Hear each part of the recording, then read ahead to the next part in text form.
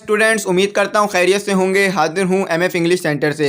तो आज जो हमारा चैप्टर है वो है द ग्रेट विजनरीज़। तो इसमें जो है हम दो ग्रेट विजनरीज़ के बारे में पढ़ेंगे, यानी दो जो है लीडर्स के बारे में पढ़ेंगे जिन्होंने पाकिस्तान मूवमेंट में जो है बहुत अहम किरदार अदा किया। तो स्टूडेंट, चैप्टर शुरू करने से पहले मैं आपको कहूँगा कि मेरी वीडियो को लाइक कर दीजिएगा और चैनल को सब्सक्राइब ज़रूर कर दीजिएगा और बेल आइकन को भी ज़रूर प्रेस कर दीजिएगा। और व्हाट्सएप नंबर जो है स्क्रीन पर आ रहा होगा, अगर आप हमसे कॉन्टैक्ट करना चाहें हमारे कोचिंग से मुताल्लिक या किसी और रिलेटिव, तो आप जो है हमें कांटेक्ट कर सकते हैं। तो स्टूडेंट, शुरू करते हैं अपने चैप्टर को।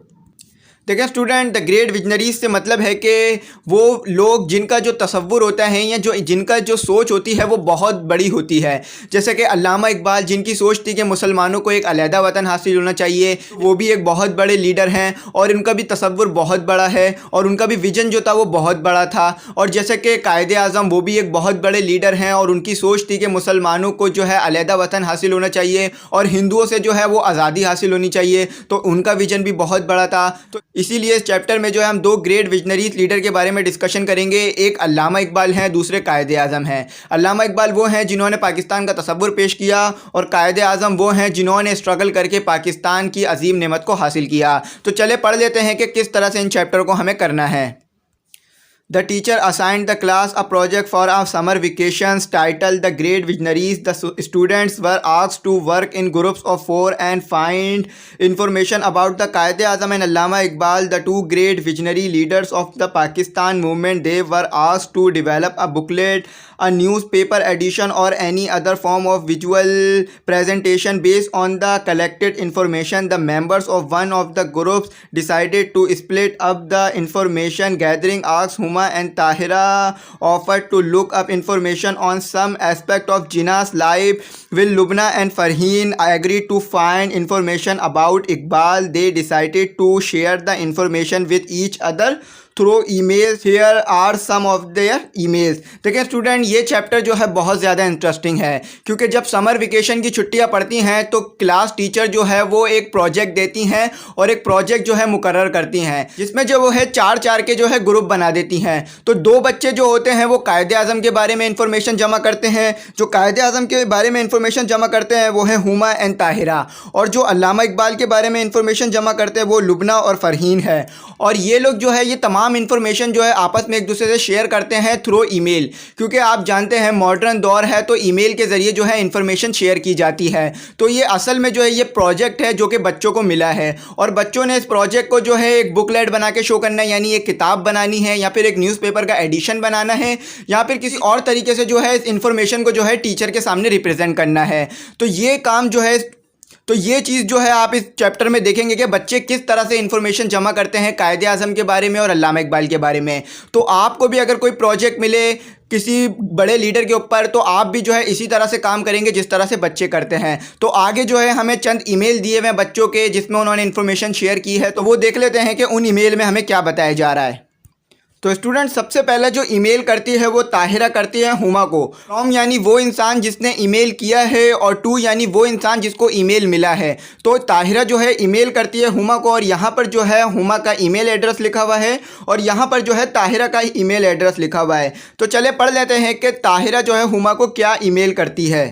Dear Huma, Here is some information that I have found about the कायदे आज़म। देखें स्टूडेंट, यहाँ पर जो है कायदे आज़म की पर्सनैलिटी और उनके अचीवमेंट के बारे में बात होगी। Personality and achievements. Quaid-e Azam Mohammad Ali Jinnah was one of the most dynamic personalities of South Asia. His message of unity, faith and discipline and his determination and steadfastness, it made the guiding principles by the nation, can speedily set the nation on the path of progress and prosperity। देखिए student, इसमें बताया जा रहा है कि कायदे आज़म मोहम्मद अली जिन्ना जो हैं वो बहुत ही डायनेमिक यानी बहुत ही उम्दा पर्सनैलिटी थी साउथ एशिया की, यानी उनकी बहुत ज़्यादा इज्जत थी साउथ एशिया में और हिंदुस्तान में। और आपके जो बुनियादी उसूल थे वो थे यूनिटी यानी इत्तेहाद, फेथ यानी ईमान, डिसिप्लिन यानी तंजीम। तो ये आपके जो है बुनियादी उसूल थे जिसके ऊपर चल के जो है एक नेशन जो है वो कामयाब नेशन बन सकती थी। क्योंकि अगर किसी नेशन के अंदर यूनिटी होगी, डिसिप्लिन होगा और इत्तेहाद होगा तो वो जो है जल्द से जल्द जो है कामयाबी हासिल कर लेगी। तो ये जो थे कायदे आज़म के गाइडिंग प्रिंसिपल थे और वो चाहते थे कि नेशन जो है इसके ऊपर चले। तो चले देख लेते हैं कि अब आगे क्या बताया जा रहा है। He was one of the top barristers of Bombay, but his greatness achievement, which is unparalleled in the recent history of the world, is the creation of Pakistan. The world has been many leaders who have obtained independence for their people from undesired rulers, but few have achieved what the Qaid-e-Azam did. He created a new country. He led the Muslim of the subcontinent. He achieved an independent state called Pakistan, where they could live honorably according to the teaching of their faith and culture. देखिए student, इसमें कहा जा रहा है कि कायदे आज़म जो थे कामयाब आदमी थे, इसमें तो कोई शक नहीं था, लेकिन उनकी कामयाबी जो है वो ये थी कि उन्होंने एक पाकिस्तान बनाया, यानी उन्होंने पाकिस्तान के लिए जद्दोजहद की और पाकिस्तान बनाया जो कि हिस्ट्री में बहुत बड़ा जो है हिस्सा रखता है। यानी बहुत से ऐसे कम लीडर हैं जिन्होंने जद्दोजहद करके अपनी कौम के लिए एक अलहदा वतन हासिल किया हो, लेकिन कायदे आज़म एक ऐसे लीडर हैं जिन्होंने जद्दोजहद करके एक अलहदा वतन हासिल किया और पाकिस्तान जैसा मुल्क बनाया, और यहाँ पर जो है मुसलमान जो है रह सके अमन और सलामती से, और हिंदुओं के जो है शर से बच सके, क्योंकि हिंदू कभी भी नहीं चाहते थे कि वो जो है मुसलमानों को इक्वल राइट दे। तो स्टूडेंट, उम्मीद करता हूँ ये आपको समझ में आया होगा कि इसमें हमें क्या बताया जा रहा है। तो चलें स्टूडेंट, अपना दूसरा देख लेते हैं कि दूसरे मेल में कौन किससे बात कर रहा है। तो स्टूडेंट, दूसरा मेल जो है हुमा करती है ताहिरा को, और हुमा क्या कहती है ताहिरा को, चले देख लेते हैं। Tahira, here is some more information that we can edit in this section. Moreover, Muhammad Ali Jinnah was the only leader in British India who was popular not only among the Muslims but also had a great respect among the people of other faiths, including the Hindus, Christians, Sikhs, and Parsis. Due to this tolerance and acceptance of all faiths, some Hindu leaders like Gokhale and the famous Hindu poetess Sarojini Naidu called him the best ambassador of Hindu-Muslim unity. Best wishes, Huma. देखें student, Huma जो है यहाँ पर थोड़ी बातें और include करती है, और वो कहती है कि कायदे आज़म जो हैं वो सिर्फ मुसलमानों में ही मशहूर नहीं थे बल्कि हिंदुओं में भी मशहूर थे, यानी वो हिंदुओं में भी बहुत ज़्यादा पॉपुलर थे और उनकी हिंदुओं में भी बहुत ज़्यादा इज्जत थी। और वो दो पॉइंट का जिक्र करती है, एक गोखले और एक सरोजी निदू, जो के हैं कायदे आज़म को कहा करते थे best ambassador Hindu Muslim unity का, क्योंकि उस वक्त जो है हिंदू मुस्लिम में फसाद चल रहा था और कायदे आज़म शुरू में चाहते थे कि हिंदू मुस्लिम जो है एक कौम बन के रहे, लेकिन फिर कुछ टाइम बाद कायदे आज़म को इस बात का रियलाइज़ हो गया था कि हिंदू जो है सिर्फ हिंदू जो है वो कभी भी मुसलमानों को इक्वल राइट नहीं देंगे और हमेशा इन पर जुल्म करते रहेंगे, तो इस वजह से उन्होंने कांग्रेस छोड़ दी थी। तो स्टूडेंट, उम्मीद करता हूँ आपको ये वाला मेल समझ में आया होगा। अब चलें अगला मेल देख लेते हैं कि उसमें क्या कहा जा रहा है। देखिए स्टूडेंट, अगला मेल जो है फरीन करती है हुमा को। देखिए स्टूडेंट, साथ ही साथ जो है एक साथ ये मेल दूसरे लोगों को भी भेजे जा रहे हैं। ऐसा नहीं है कि एक वक्त में सिर्फ एक ही बंदे को मेल भेजा जा रहा है, एक ही वक्त में जो है हुमा को भी मेल भेजा जा रहा है, लुबना को भी भेजा जा रहा है और ताहिरा को, लेकिन जिनका नाम पहले लिया गया है सिर्फ मैं उनका नाम ले रहा हूं ताकि आपको समझ में ईजी रहे समझने में, क्योंकि हमें जो है मेल देखना है, ये नहीं देखना है कि किसको क्या भेजा जा रहा है। तो चलिए देख लेते हैं कि फरहीन जो है हुमा को क्या मेल करती है।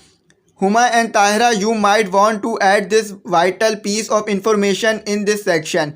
Moreover, he was very clear about one thing: while Pakistan would be a state where the Muslim would be free to practice the teaching of their faith and to prosper economically, this is in no way mean that the people of other faith living in the geographical boundaries of the new state would in any way be lesser citizen. देखिए student, यहाँ पर जो है फरीन एक और बात add करती है, वो दूसरे जो ईमान वाले हैं जैसे हिंदू हो गए, क्रिश्चियन हो गए या किसी और मज़हब पे ईमान रखने वाले हैं, वो भी यहाँ पर अमन से रह सकते हैं, क्योंकि हिंदुस्तान में सिर्फ मुसलमानों को ही तशद्दुद का निशाना और दुश्मनी का निशाना नहीं बनाया जाता था बल्कि दूसरे फेथ वालों को भी, क्योंकि हिंदुस्तान में हिंदुओं का नारा है कि यहाँ पर सिर्फ हिंदू रहेंगे क्योंकि ये हिंदुस्तान है, लेकिन पाकिस्तान में ऐसा नहीं होता। यहाँ पर जो है तमाम कल्चर, तमाम तहजीब, तमाम मज़हब के रहने वाले जो है अमन सलामती से रहते हैं। तो पाकिस्तान की ये खसूसियत है और पाकिस्तान ऐसा मुल्क है जहाँ पर किसी को भी किसी के मज़हब से लेकर कोई ख़तरा नहीं है। तो स्टूडेंट, उम्मीद करता हूँ ये आपको जो है समझ में आया होगा। तो स्टूडेंट, अगले में जो है ताहिरा मैसेज करती है हुमा को, और हुमा के साथ और लोगों को भी मैसेज करती है, लेकिन हुमा का नाम पहले लिखा है तो इसलिए हुमा का नाम हम लेंगे। और वो क्या बताती है, चले देख लेते हैं। Thank you Huma, I agree with you, now here is some more information about him. Student, Tahira कहती है कि यहाँ पर जो है कुछ और इन्फॉर्मेशन भी है हमारे पास कायदे आज़म के बारे में, तो चले देख लेते हैं कि वो क्या इन्फॉर्मेशन है। Political acumen and contribution. Initially, Qaid-e-Azam was a strong proponent of Hindu-Muslim unity and and an active member of the Indian National Congress, but as a astounding political leader, he very soon sensed that the Indian National Congress was leading the Hindus of the subcontinent towards Hindu-Muslim polarization. This is realized would result in political and economic victimization of the Muslim in the region. Therefore, he decided to leave the Congress and join the Muslim League. Soon after joining the Muslim League, he became its president. He very intelligently pleaded the case of separate homeland for the Muslims and success in getting Pakistan. This was despite strong opposition from the two big power players in British India, the ruling British and the majority Hindus. You have found some more information Tahira. देखें student, इसमें ताहिरा कहती है कि कायदे आज़म शुरुआत में जब उन्होंने अपनी पॉलिटिक्स शुरू की तो वो कांग्रेस ज्वाइन की थी उन्होंने, और कांग्रेस से जो है वो हिंदू मुस्लिम यूनिटी के लिए काम करते रहे। लेकिन वो जल्दी समझ गया कि कांग्रेस सिर्फ हिंदुओं की जमात है और सिर्फ हिंदुओं को हुकूक दिलवाना चाहती है, मुसलमानों से उनका कोई वास्ता नहीं है और उनके ऊपर जुल्म करती रहती थी कांग्रेस। तो उन्होंने जल्द ही जो है कांग्रेस को छोड़ दिया और कांग्रेस को छोड़कर जो है वो मुस्लिम लीग में चले गए, और मुस्लिम लीग में जाने के कुछ टाइम बाद ही वो प्रेसिडेंट बन गए मुस्लिम लीग के, क्योंकि आपके अंदर बेपनाह सलाहियत थी जिसको जो है मुस्लिम लीग के दूसरे रहनुमाओं ने देखा और आपको जो है प्रेसिडेंट बना दिया। और आपने जो है बहुत बेहतरीन तरीके से सेपरेट होमलैंड का जो है मुकदमा लड़ा, यानी आपने बहुत बेहतरीन तरीके से हिंदुओं और ब्रिटिश को जो है जवाब दिया, क्योंकि जब पाकिस्तान का मुतालबा किया गया तो हिंदू और ब्रिटिश जो है दोनों जो है मुसलमानों के ख़िलाफ़ होकर कायदे आज़म के ख़िलाफ़ हो गए। तो आपके बारे में भी बहुत कैरेक्टर असैसिनेशन करने की कोशिश की गई, लेकिन आप एक बहुत अच्छे किरदार के मालिक थे, तो इसलिए कोई भी आपका कुछ भी बिगाड़ नहीं सका और आपने जो है एक अलहदा वतन पाकिस्तान जो है हासिल किया। तो स्टूडेंट, इसमें जो है यही कुछ बताया जा रहा था। तो अब आगे देख लेते हैं कि आगे क्या बताया जा रहा है। देखें स्टूडेंट, अगला ईमेल जो करती है वो हुमा करती है लुबना को और दूसरों को भी, लेकिन हुमा जो है थोड़ा ज़्यादा एक्साइट हो जाती है और वो जो है बहुत लंबा ईमेल कर देती है। तो चलें इस ईमेल को जो है दो हिस्सों में कर लेते हैं ताकि आपको समझने में आसानी रहे, मुझे जो है समझाने में आसानी रहे। तो पहले एक पैराग्राफ देख लेते हैं, फिर दूसरा, फिर तीसरा पैराग्राफ देख लेते हैं। चले पढ़ लेते हैं। Aspiration for Pakistan. Quaid-e Azam envision Pakistan as a nation state ensuring equal right for all citizens of Pakistan. On August 11, 1947, Quaid-e-Azam on his election as the first president of the Constitution Assembly of Pakistan declared, you are free to go to your temple, you are free to go to your mosque or any other place of worship in these states of Pakistan. We are starting in the days when there is no discrimination, no distinction between the community and other. We are starting with this fundamental principle that we are all citizens and equal citizens of one state. देखिए student, इसमें बताया जा रहा है कि कायदे आज़म की पाकिस्तान के मुतालिक क्या सोच थी, यानी वो कैसा चाहते थे पाकिस्तान कैसा मुल्क बने। तो देखें, कायदे आज़म जो है 11 अगस्त 1947 को जो है पाकिस्तान की लेजिस्लेशन असम्बली के जो है प्रेसिडेंट मुंतखब हो गए और एक गवर्नर जनरल के ओहदे पर जो है वो फाइज हुए। और जैसे ही वो फाइज हुए तो उन्होंने ऐलान किया कि आप जो है फ्री हैं, यानी आप चाहे तो अपनी मस्जिदों में जाके नमाज पढ़े, आप चाहे तो अपने मंदिरों में जाएं और जो भी आपकी प्लेस है वर्शिप की, यानी जहां भी आप इबादत करते हैं वहां जाके आप इबादत कर सकते हैं पाकिस्तान में।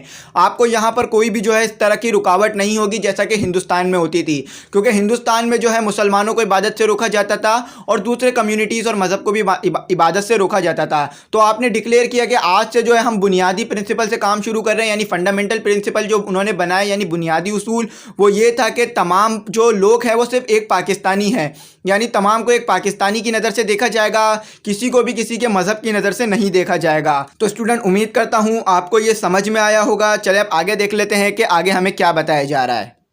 तो स्टूडेंट, अगला जो पैराग्राफ है हमारे पास वो ये है कि he also wanted Pakistan to be a state justice and merit prevailed. He wanted the people of Pakistan to be united and to work toward making this new country and exemplary state. He said, my guiding principle will be justice and complete impartiality, and I am sure that with your support and cooperation I can look forward to Pakistan become one of the greatest nation of the world. इसमें कायदे आज़म ने ये कहा कि मैं चाहता हूँ कि पाकिस्तान में जो है इंसाफ हो, यानी उनके ये गाइडिंग प्रिंसिपल थे कि पाकिस्तान में जो है इंसाफ रहे और तमाम कम्युनिटीज़ तमाम लोगों के साथ इंसाफ हो। अगर ऐसा होगा, यानी अगर इंसाफ होगा और मेरिट की पासदारी की जाएगी, यानी मेरिट पे चला जाएगा जाएगा तो पाकिस्तान जो है एक अजीम मुल्क बन जाएगा। क्योंकि अगर आप मेरिट पे चलेंगे तो जिसकी जो काबिलियत होगी उसको वो जॉब मिलेगी, और अगर वो वही जॉब करेगा जो उसकी काबिलियत है तो वो बेहतरीन तरीके से काम कर सकेगा और पाकिस्तान को आगे ले जाने में अपना किरदार अदा कर सकेगा। तो कायदे आज़म ने इसने यही कहा कुछ। तो अब आगे देख लेते हैं कि आगे पैराग्राफ में क्या कहा जा रहा है। Alas, this great leader had to leave this world before he could transform his ideas into practical steps. It is now our responsibility to set the future direction for this great country by implementing the Qaid's vision of Pakistan. If we truly want to pay homage to our great Qaid, we should try and do the things he wanted us to do and not merely prize what he did. On every Independence Day, we should think of what we need to do to take Pakistan forward on the way to peace and prosperity. Tahira, I think we now have enough information about the Quaid-e-Azam. Let's see what Lubna and Farheen find about Allama Iqbal. We will then meet and decide how to present all this information. Best wishes, Huma. मुझे इस बात का अफसोस है कि कायदे आज़म का इंतकाल जल्दी हो गया और वो जो है अपने इन सुनहरी उसूलों को जो है वो खुद अमल करके ना दिखा सके ना लोगों पर अमल करवा सके। क्योंकि कायदे आज़म के जल्द इंतकाल होने से वो अपने जो उनके उसूल थे उस पर वो अमल नहीं करवा सके। लेकिन वो कहती है कि हमें हर आज़ादी के दिन यानी जब भी इंडिपेंडेंस डे आता है, जश्न आज़ादी आता है, तो हमें जो है इन बातों पर सोचना चाहिए और हमें सोचना चाहिए कि हम आगे क्या करेंगे और किस तरह से जो है हम अपने मुल्क को जो है आगे लेके जाएंगे और इसको तरक्की की राह पर आगे बढ़ाएंगे। तो यहाँ पर जो है ताहिरा को वो कहती है कि हमने बहुत ज़्यादा इन्फॉर्मेशन जो है वो जमा कर ली है। अब देखते हैं कि बाकी जो है वो क्या इन्फॉर्मेशन जमा करते हैं अल्लामा इकबाल के बारे में, क्योंकि अल्लामा इकबाल के बारे में जो इन्फॉर्मेशन जमा करनी थी वो लुबना और फ़रहीन को करनी थी। तो अब आगे देख लेते हैं कि स्टूडेंट अल्लामा इकबाल के बारे में क्या इन्फॉर्मेशन जमा की गई है। तो स्टूडेंट उम्मीद करता हूँ आपको ये वाला जो है आपको ईमेल समझ में आए होंगे और जो बातें बताई गई हैं वो समझ में आई होगी। लेकिन अगर फिर भी कोई गलती, क्यूरी या डिफ़िकल्टी रह जाए तो कमेंट सेक्शन में ज़रूर मैसेज कर दीजिएगा। तो चलिए अब आगे देख लेते हैं कि आगे हमें क्या बताया जा रहा है। देखिए स्टूडेंट, यहाँ से आपको जो है अल्लामा इकबाल के बारे में सुनने के लिए मिलेगा और अल्लामा इकबाल के बारे में जो है आप पढ़ेंगे। तो लुबना जो है फ़रहीन को मैसेज करती है और देख लेते हैं कि लुबना फ़रहीन को क्या मैसेज करती है। Dear Farheen, now that my cousin's wedding is over, I have managed to find the following information about the poet of the East. Personality and achievement. Allama Muhammad Iqbal, the poet of the East, was no doubt a great poet, but poetry was only one of his many accomplishments. He began his professional career as a professor of Arabic at the Oriental College, Lahore. After doing his MA in 1899, in 1905 he went to London to study law and received a law degree. He thus became a barrister by profession. But this does not mean that he gave up everything else. This versatile person continued his quest for knowledge in various fields, and in 1908 he was awarded a PhD degree by the Munich University in Germany for his work on Persian philosophy. That is why he is also known as Dr. Muhammad Iqbal. Regard Lubna. देखिए student, इसमें बताया जा रहा है कि अल्लामा इकबाल जो है शायर मशरिक़ है, इसमें कोई शक नहीं है। लेकिन वो शायर मशरिक़ होने के साथ साथ और भी फ़राइज़ जो है वो अंजाम देते रहे हैं। यानी वो उन्होंने जो अपना करियर है वो एक प्रोफेसर के तौर पे शुरू किया जब उन्होंने MA कर लिया था, और वो ओरिएंटल कॉलेज लाहौर में जो एक प्रोफेसर लगे। लेकिन वो जो है फिर आला तालीम हासिल करने के लिए लंदन चले गए और वहाँ से जो है इन्होंने लॉ की डिग्री हासिल करी और एक बैरिस्टर लग गए। लेकिन उन्होंने यहाँ पर भी पढ़ाई नहीं छोड़ी। जैसा कि आपने देखा होगा कि कुछ लोग पढ़ाई कंप्लीट करने के बाद आगे नहीं पढ़ते हैं, लेकिन उन्होंने जो है आगे पढ़ते रहे, आगे जो है नॉलेज हासिल करते रहे, जिसकी वजह से जो है उन्हें मोनिच यूनिवर्सिटी ने जो है PhD की डिग्री दी, क्योंकि उन्होंने पर्शियन फ़िलासफ़ी में जो है बहुत ज़्यादा काम किया और उन्हें अवॉर्डेड डिग्री से जो है नवाजा गया, यानी उन्हें एक एजाज़ी डिग्री दी गई। और वो जो डिग्री थी स्टूडेंट वो PhD की थी, जिसकी वजह से वो डॉक्टर कहलाए। वो जो है पेशे से कोई डॉक्टर नहीं थे, मतलब मरीज़ों का इलाज नहीं करते थे, लेकिन उनके पास जो एक PhD की डिग्री थी, तो इसीलिए जो है वो डॉक्टर कहलाए। तो स्टूडेंट उम्मीद करता हूँ अल्लामा इकबाल के बारे में आपको समझ में आया होगा कि उनकी पर्सनैलिटी क्या थी और उनकी अचीवमेंट क्या थी। तो चले अब आगे देख लेते हैं कि आगे हमें क्या दिया हुआ है। तो स्टूडेंट फ़रहीन ने भी यहाँ पर जो है बहुत बड़ा ईमेल की है। इसे भी 2 हिस्सों में पढ़ लेते हैं ताकि पढ़ने में और समझाने में आसानी रहे। फ़रहीन जो है हुमा को जो है मेल करती है और उसमें क्या कहती है चले देख लेते हैं। Thanks, Lubna. Here's the information that I have found. Political acumen and contribution. Allama Iqbal also took an active part in politics and worked for the cause of the Muslim of South Asia. He was elected as a member of the Punjab Legislation Council in 1926, a post he held till 1929. By then he had become deeply involved with the Muslim League activities. Due to this commitment to the cause of Muslim rights in India, he was soon elected as the president of the Punjab branch of All India Muslim League, a post he held till the time of his death. देखें student, इसमें कहा जा रहा है कि अल्लामा इकबाल जो है वो मेंबर मुंतखब हुए लेजिस्लेशन काउंसिल के, यानी जहाँ पर कानून बनाया जाता है, लेकिन वो जो है बहुत आला वो जो है बहुत मौसर किरदार अदा कर रहे थे पॉलिटिक्स में भी, और मुस्लिम लीग के प्लेटफॉर्म से जो है वो पॉलिटिक्स करते रहे और मुसलमानों के और साउथ एशिया के मुसलमानों के लिए बात करते रहे ताकि उन्हें आज़ाद वतन हासिल हो सके। तो अल्लामा इकबाल ने जो है वो पंजाब से जो ब्रांच थी मुस्लिम लीग की, यानी जो पंजाब का जो रीजन था, वहां पर जो है वो सदर मुंतखब हो गए थे पंजाब रीजन के। जब तक वो जिंदा रहे वो पोस्ट उनके पास रही। तो चलो अब आगे देख लेते हैं आगे क्या बताया जा रहा है। One of Iqbal's biggest political contribution in his Allahabad address, which he delivered in 1930 when he presided over the Allahabad meeting of the All India Muslim League, he was on his historic occasion that he made a defined demand for a separate Muslim state in South Asia. In this presidential address, Dr. Iqbal said India is a continent of human groups belonging to different races, speaking different languages and believing in different religions. The Muslim demand to create a Muslim India within India is in no way without justice. For my part, I would like to go one step further. I would like to see the Punjab, Northwest Frontier Province, Sindh and Balochistan united under the single Muslim state. However, this demand shocked both the Hindu and the British alike, and they both opposed it. This demand for a separate state for the Muslim took such firm root that at this meeting in Lahore on March 23rd, 1940, the Muslim League passed the resolution demanding a separate state for the Muslim of India. This resolution is known as the Pakistan Resolution. From this point onward, all efforts were directed toward this end, culminating in the creation of Pakistan on August 14, 1947. Best wishes, Farheen. लेकिन student, इसमें कहा जा रहा है कि अल्लामा इकबाल वो शख्स हैं जिन्होंने पाकिस्तान का जो है तसव्वुर पेश किया, और आपने जो है खुतबा इलाहाबाद में ये कहा कि मुसलमानों के लिए एक अलहदा रियासत बननी चाहिए, और मैं एक कदम आगे लूँगा, जो है बलूचिस्तान, सिंध और पंजाब और नॉर्थ वेस्ट फ्रंटियर प्रोविंस को जो है एक स्टेट देखना चाहूँगा जिसमें मुसलमान रहें, क्योंकि आप जो है चाहते थे कि एक ऐसी रियासत बने जहाँ पर जो है ये चारों सूबे जो हैं एक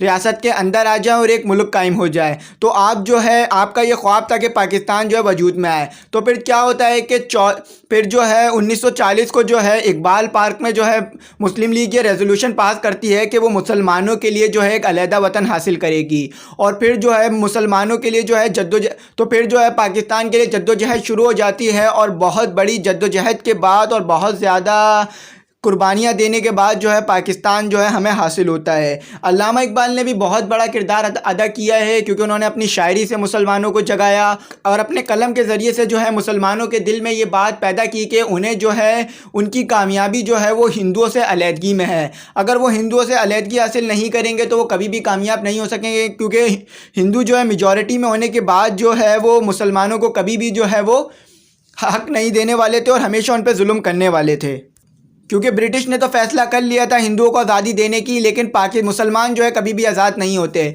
क्योंकि वो अंग्रेज़ों की ग़ुलामी से निकलने के बाद हिंदुओं की ग़ुलामी में चले जाते। जैसा कि आप देख रहे हैं कि किस तरह से हिंदुस्तान में आज भी जो है मुसलमानों के साथ जुल्म हो रहा है, और उनको जो है उनके मज़हब पे अमल करने से रोका जा रहा है, और उनको मुख्तलिफ़ किस्म से जो है टॉर्चर किया जा रहा है। तो अल्लामा इकबाल और कायदे आज़म की मेहनतों की वजह से और बहुत सारे लोगों की मेहनतों की वजह से हमें जो है पाकिस्तान जैसी अजीम नेमत मिली है। तो स्टूडेंट उम्मीद करता हूँ ये वाला जो है आपको समझ में आएगा पैराग्राफ के कैसे कंट्रीब्यूट किया है अल्लामा इकबाल ने मुसलमानों के लिए और पाकिस्तान के लिए। तो चलो अब आगे देख लेते हैं आगे क्या बताया जा रहा है। और आगे जो हमारा आखिरी ईमेल है, देखिए स्टूडेंट अगला जो ईमेल है वो ताहिरा करती है हुमा को, और उसमें वो क्या बताती है चले देख लेते हैं। Moreover he had clear ideas about what Muslim should do. Aspiration for Muslim. Lubna and Fareen, both of you have collected excellent information about Allama Iqbal. While we all know what the Quaid-e-Azam did, we often do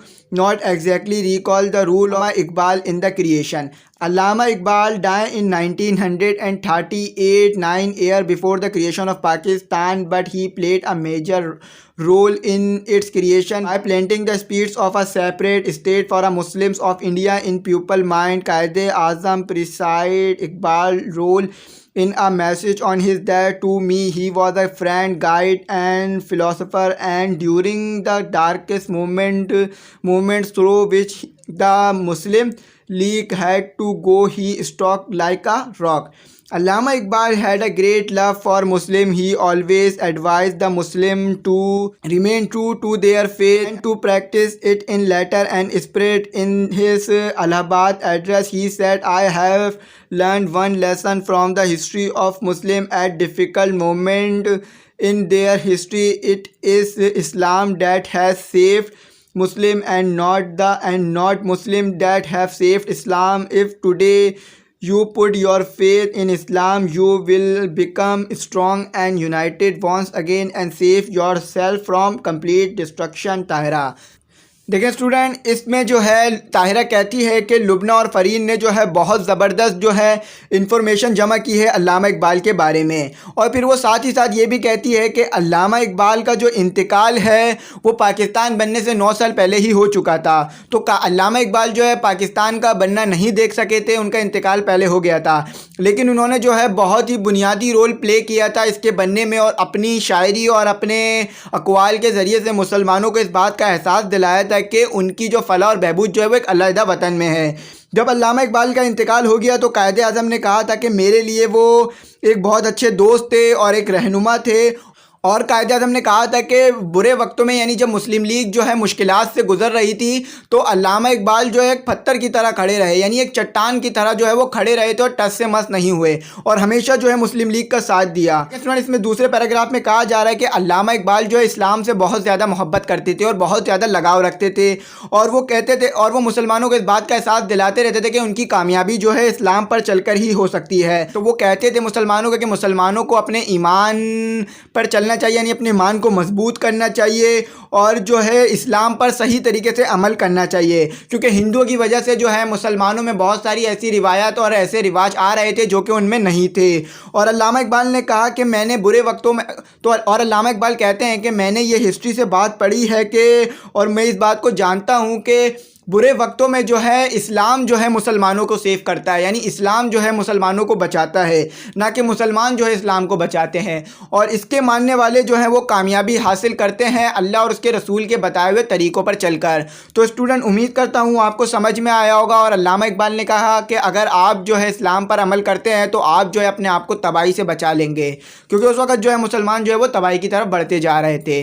तो student उम्मीद करता हूँ आपको पूरा का पूरा chapter समझ में आया होगा, बड़ा ब्रीफ डिस्क्रिप्शन दिया है, और आने वाले वक्तों में मैं इसकी एक्सप्लेनेशन भी डाल दूंगा जिसमें सिर्फ मैं इसको एक्सप्लेन कर दूंगा ताकि आपको समझने में और ज़्यादा आसानी रहे। और व्हाट्सएप नंबर स्क्रीन पर आ रहा होगा तो आप हमसे कांटेक्ट कर सकते हैं कोचिंग से मुताल्लिक या किसी और मुताल्लिक भी।